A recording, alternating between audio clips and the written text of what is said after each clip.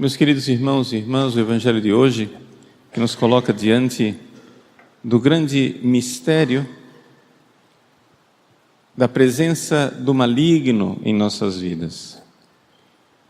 São Marcos, que é um evangelista que, de uma forma geral, conta as coisas bem resumidas, se demora abundantemente na descrição do estado deste homem antes do exorcismo. E aqui nós vemos o quanto o espírito maligno é um espírito de morte. Vejam, ele diz que o homem, em primeiro lugar, ele morava no meio dos túmulos.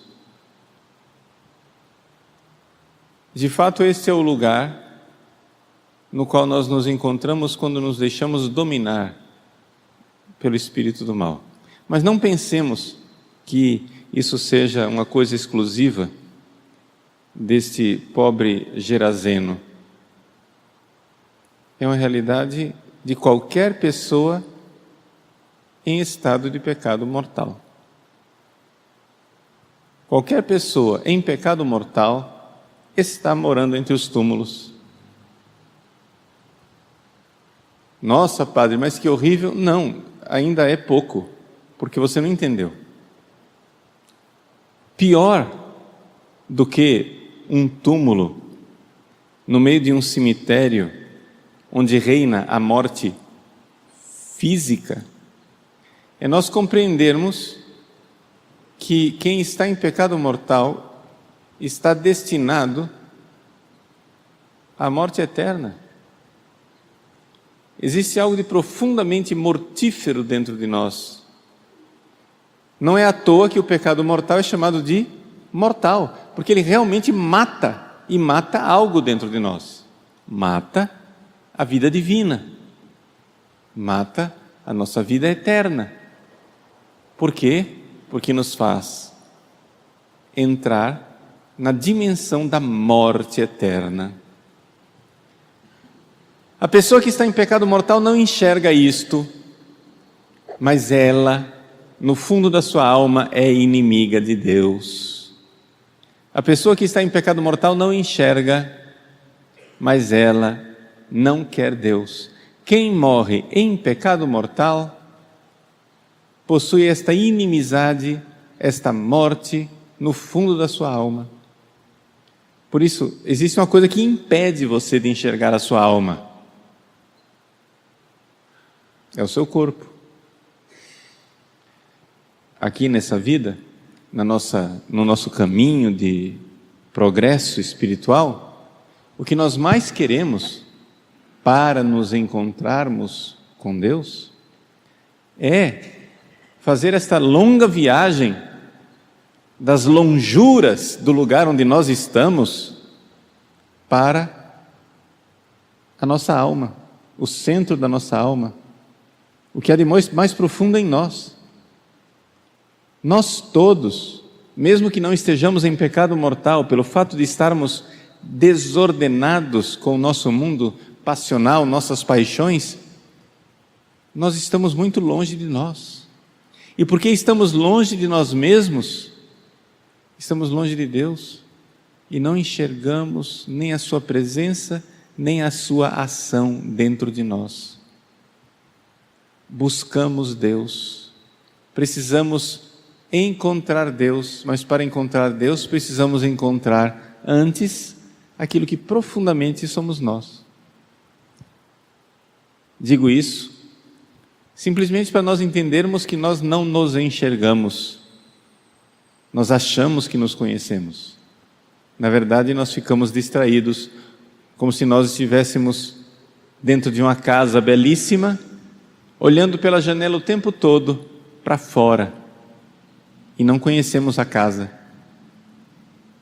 A casa somos nós, e a nossa alma, e a gente distraído, só quer saber de olhar lá para fora. Pois bem, a pessoa que está em pecado mortal, mais do que os outros, ela não enxerga a si mesma e não enxerga a sua alma, e ela não vê o profundo estado de morte e de inimizade com Deus.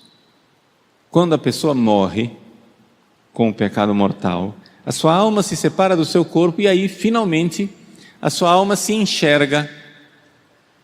Deus, que faz o convite, venha morar comigo na eternidade, venha ser feliz comigo, encontra um definido e definitivo não. A alma em pecado mortal não quer ir para o céu, porque ela odeia Deus. Mas padre, eu não enxergo isso dentro de mim. Faz parte do fato de que você não se enxerga.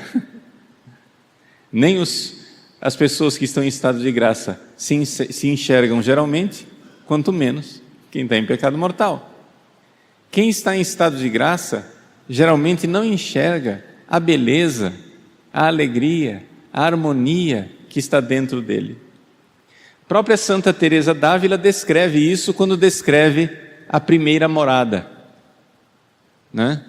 Ela diz assim: a pessoa que está em estado de graça, ou seja, acabou de sair do pecado mortal, acabou de receber a absolvição, pronto, está em estado de graça, primeira morada. A pessoa que está em estado de graça já se encontra num estado belíssimo, já tem uma grande beleza dentro dela, mas ela não enxerga isso, porque ela está distraída por causa dos animaizinhos que com ela entraram no castelo. Las sabandijas é a expressão em espanhol que ela usa. São animais que ficam o tempo todo, né, mordendo as nossas canelas, nossas pernas, e a gente só olha para as pernas, você só fica olhando para as suas paixões, para aqueles incômodos que estão dentro de você, e não enxerga a beleza do castelo, não enxerga a beleza da sua alma. Meus queridos, o Evangelho do endemoniado hoje nos leva a meditar sobre os grandes tesouros que Deus deposita em nós quando estamos em estados de graça. E nos leva a meditar também da grande miséria e tragédia que é o pecado mortal, o grande ódio, a grande falta de amizade que existe na pessoa que está em pecado mortal. Vamos pedir para Jesus para enxergar essa verdade cada vez mais, para nós termos pavor do pecado mortal, termos pavor de entrar nesse estado mortífero de cemitério e de falta de liberdade, onde as pessoas queriam amarrá-lo com algemas e correntes, mas não conseguiam. Por quê? Porque ele já estava tão oprimido e tão escravo do diabo que ninguém conseguia libertá-lo dessa opressão e dessa escravidão.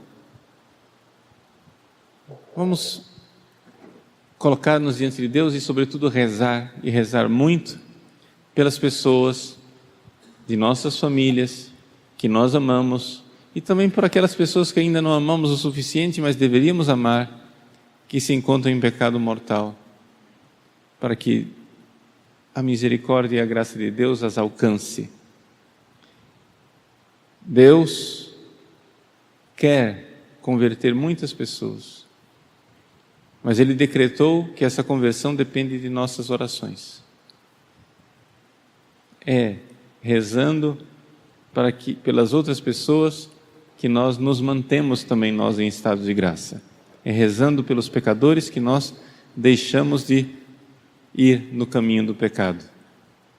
Por isso, confiantes na misericórdia de Deus, que é infinita bondade, peçamos a Ele essa graça do autoconhecimento, de vermos a beleza da sua amizade e a feiura do pecado mortal e da inimizade com Deus.